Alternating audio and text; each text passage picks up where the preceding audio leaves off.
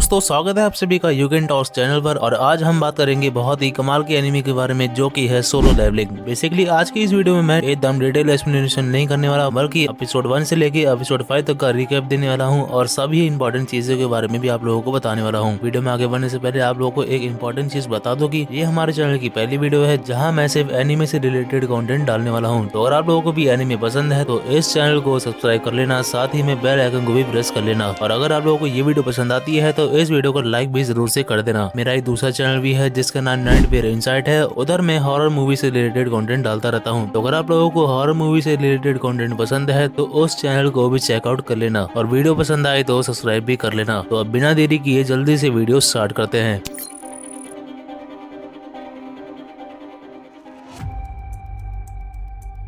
Episode 1 की शुरुआत में हमें बताया जाता है कि आज से 10 साल पहले इस दुनिया में अचानक से ही कुछ पोर्टल्स खुलने लग गए थे और इन पोर्टल्स को हम डंजन कहते हैं, जिसमें कि कुछ मॉन्स्टर रहते हैं। और अगर इन डंजन के खुलने के 7 दिन के अंदर इन मॉन्स्टर को नहीं मारा गया तो ये मॉन्स्टर उस डंजन से बाहर निकल के रियल वर्ल्ड में भी आ सकते हैं, जो कि आम लोगों को काफी ज्यादा नुकसान पहुंचा सकते हैं। हालांकि इन मॉन्स्टर पे आम लोगों के बनाए हुए हथियारों का कोई असर नहीं होता और इनसे से वही लड़ सकते हैं जिनकी जादुई शक्ति जाग गई हो, और ऐसे लोगों को हम हंटर्स बोलते हैं। इन हंटर्स को इनकी मैजिक पावर के बेसिस पे रैंक दी जाती है, जिनको हम एस रैंकिंग और ए टू ई रैंकिंग से कैटेगराइज करते हैं। इस रैंकिंग में एस रैंक वालों पे सबसे ज्यादा पावर होती है और ई रैंक वालों पे सबसे कम। और अगर एक बार इनकी मैजिक पावर जाग जाती है तो फिर ये हंटर्स अपनी रैंक को इंक्रीज नहीं कर सकते। हालांकि ये सब अपनी टेक्निक और अपनी लड़ने की ताकत को बढ़ा सकते हैं, लेकिन अपनी रैंक को कभी नहीं बढ़ा सकते। अब स्टोरी प्रेजेंट दिन में आती है जहाँ हम जिनवू नाम के लड़के को देख पाते हैं, जो कि एक ई रैंक का हंटर है, जिसको सबसे वीकेस्ट हंटर भी बोलते हैं। और ये सोलो लेवलिंग का मेन कैरेक्टर है। इसकी एक दोस्त है जिसका नाम जूही है, जो कि एक डी रैंक की हीलर है। ये सब मिलकर एक डंजन में जाते हैं जहां उनकी कुछ लो रैंक वाले मॉन्स्टर से फाइट होती है, जिस फाइट के दौरान जिनवू घायल हो जाता है। और ये सब देख के हमें पता लग जाता है कि जिनवू को ये लोग वीकेस्ट हंटर क्यों बोलते हैं। फाइट खत्म होने के बाद उन्हें वहाँ पे एक डंजन और मिलता है, और जब भी किसी डंजन के अंदर एक डंजन और खुलता है तो उसको हम डबल डंजन कहते हैं। वो सभी लोग उस डंजन के अंदर जाते हैं जहाँ उन्हें कार्टिनोल टेम्पल मिलता है, और जैसे ही वो लोग उस टेम्पल के अंदर जाते हैं तो वहाँ पे एक बहुत बड़ा वाला डोर होता है जो कि अपने आप बंद हो जाता है, और उस डोर के बंद होने की वजह से वो लोग वहीं पे फंस जाते हैं। उस टेम्पल के अंदर जाते ही उन्हें बहुत सारी स्टैचू मिलती है, और उन्हीं स्टैचू के बीच में एक स्टैचू था जिसके हाथों में उस टेम्पल के कुछ रूल्स लिखे हुए थे, जिसमें सबसे पहला रूल था कि देवता का सम्मान करो, दूसरा कि उसकी तारीफ करो, और तीसरा रूल ये था कि अपनी भक्ति को साबित करो। और साथ ही में ये भी लिखा हुआ था कि इस जगह को हम कार्टिनोल टेम्पल कहते हैं। इसी बीच जूही जिनवू को कहती है कि पीछे वाली स्टैचू की अभी अभी आके हिली है, जिस बात को सुन के जिनवू उस बात को इग्नोर कर देता है। तभी उन्हीं में से एक हंटर वहाँ से भागने की कोशिश करता है, और तभी हम देखते हैं कि एक स्टैचू उस हंटर को वहीं पे मार गिराता है, और वो हंटर डी रैंक का था। ये सब देख के बाकी हंटर्स काफी ज्यादा डर जाते हैं, और जिनवू सोचता है कि ये हंटर डी रैंक का था और उसको इस स्टैचू ने एक बार में ही मार डाला, यानी कि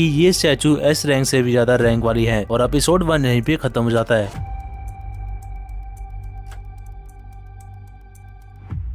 अब यहाँ मैं आप लोगों को एक चीज बता दूं कि उन मॉन्स्टर्स को मारने के बाद हंटर्स को कुछ क्रिस्टल मिलते हैं जिसको जेम्स भी कहा जाता है, जिनको बेच के वो लोग पैसे कमा सकते हैं और नए पावरफुल हथियार भी खरीद सकते हैं, ताकि वो लोग और भी ज्यादा पावरफुल मॉन्स्टर्स को मार सके। और डंजन को खोदने से उनको माना क्रिस्टल मिलते हैं, पर वो जेम्स के जितने पावरफुल नहीं होते और इनका रेट भी कम होता है। अब स्टोरी आगे कंटिन्यू होती है जहाँ जिनवू भी श्योर हो जाता है कि जूही की बात भी सच होगी, यानी कि पीछे वाले स्टैचू की आंखें सच में हिली होगी। और जैसे ही वो पीछे मुड़ता है तभी उस स्टैचू की आंखें खुलती है जिससे लेजर निकलती है, और उससे बचने के लिए वो लोग झुक जाते हैं। तभी उन लोगों को इस टेम्पल के वही रूल्स याद आते हैं, और पहले रूल के हिसाब से वो लोग सबसे बड़ी वाली स्टैचू के सामने झुक जाते हैं, और दूसरे रूल को फॉलो करते हुए वो लोग उसकी तारीफ करते हैं कि तभी वो स्टैचू खड़ा होता है और आगे बढ़ने लगता है और उन सभी को कुचलने लगता है। तीसरे रूल को फॉलो करते हुए वो लोग उन इंस्ट्रूमेंट प्ले करने वाले स्टैचू के सामने खड़े हो जाते हैं, जिनकी वजह से वहाँ की वही इंस्ट्रूमेंट बजने लगती है, जिसकी वजह से वो स्टैचू भी रुक जाता है। लेकिन इस भाग दौड़ में जिनवू का एक पैर कट जाता है। वो सब एक सर्कल के अंदर जाके खड़े हो जाते हैं, जिसकी वजह से वहाँ चारों तरफ रोशनी हो जाती है, और वो रोशनी उनके अंदर के ट्रस्ट को सिग्निफाई कर रही थी। अभी वहाँ का डोर भी खुल जाता है, जिसको देख के वो लोग एक एक करके वहाँ से भागने लगते हैं। लेकिन जैसे जैसे वो लोग सर्कल से बाहर जाने लगते हैं वो रोशनी बुझने लगती है, और साथ ही में हर एक इंसान के हटने की वजह से वो डोर भी धीरे धीरे बंद होता जा रहा था। लेकिन एंड में जिनवू खुद को सैक्रिफाइस कर देता है, जिसकी वजह से हमें लगता है कि वो काइंड ऑफ मारा गया, पर ऐसा कुछ होता नहीं है। है। यहाँ पे आप लोगों को एक चीज बता दो कि कार्टेनॉन टेम्पल का जो आर्किटेक्ट है उसने वो डोमेन जानबूझ के बनाया है, क्योंकि आर्किटेक्ट की एसबॉर्न से डील हुई थी कि वो उसको उसका वेसल ला के देगा जो कि उसके लायक होगा। लेकिन शैडो मोनार्क को पहले से पावरफुल इंसान नहीं चाहिए था, बल्कि उसको ऐसा इंसान चाहिए था जिसने मौत को करीब से देखा हो। और अपने जिन्वो ने तो मौत को कितने बार करीब से देखा है, क्योंकि वो हर फाइट में मरते मरते बचता है। इसलिए हम जिन्वो को सही सलामत देते हैं, क्योंकि वेसल के रूप में उसको चूज कर लिया गया था। उसके हाथ और पैर भी नॉर्मल हो चुके थे, जो कि उस टेम्पल के अंदर कट गए थे, और वो खुद को एक हॉस्पिटल के अंदर पाता है। उस डंजन से निकलने के बाद जिन्वो को एक यूआई जैसा इंटरफेस दिखने लग गया था, जिसमें उसको डेली टास्क लिखे हुए मिलते थे, और अगर जिन्वो उनको पूरा नहीं करता तो उसको पेनल्टी लगती थी, जिसमें उसकी जान भी जा सकती थी। अब धीरे धीरे वो रोज अपने डेली टास्क को पूरा कर रहा था और लेवल अप भी करता जा रहा था। और जिन्वो ही अकेला ऐसा बंदा था जो कि अकेले लेवल अप कर रहा था, इसलिए ही इस एनिमे का नाम है सोलो लेवलिंग। वो प्रैक्टिस के लिए एक डंजन में जाता है, जहाँ वो काफी सारे मॉन्स्टर को मार डालता है, और एंड में उनके बॉस को भी अकेला मार डालता है, यानी कि उसकी स्ट्रेंथ और पावर बढ़ती जा रही है। लास्ट एपिसोड यानी कि 5th एपिसोड में हम देखते हैं कि जिन्वो का अब लोग काफी ज्यादा बदल चुका है और वो पहले से भी ज्यादा स्ट्रॉन्ग हो चुका है। लेकिन ये तो बस अभी शुरुआत है, अभी तो आगे हमें बहुत कुछ देखना बाकी है। खैर, अब अगर आप लोगों को ये वीडियो पसंद आई है तो इस वीडियो को लाइक कर देना, और साथ ही में कमेंट भी जरूर कर देना अगर मैंने कोई चीज स्किप कर दी हो। और ऐसी ही वीडियोस देखने के लिए हमें सब्सक्राइब कर लेना, क्योंकि अगली वीडियो होने वाली है यूटा के डोमिनस मेंशन पे, और वो वीडियो भी आप लोगों को जल्दी देखने को मिल जाएगी। मैं मिलूंगा आप लोगों से अगली वीडियो में, तब तक के लिए thanks for watching and take care.